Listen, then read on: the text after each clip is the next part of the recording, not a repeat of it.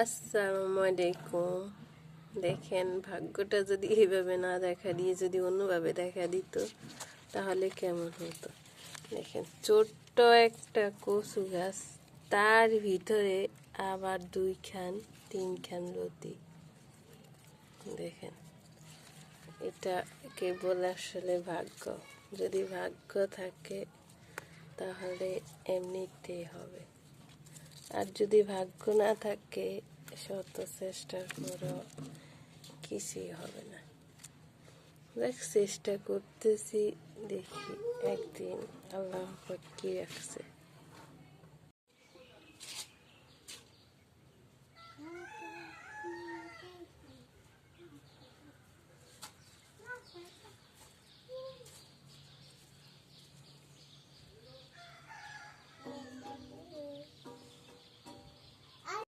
ছোট্ট একটা কচু গাছ, তার ভিতরে 4খান লতি, কচুর লতি ধরেছে।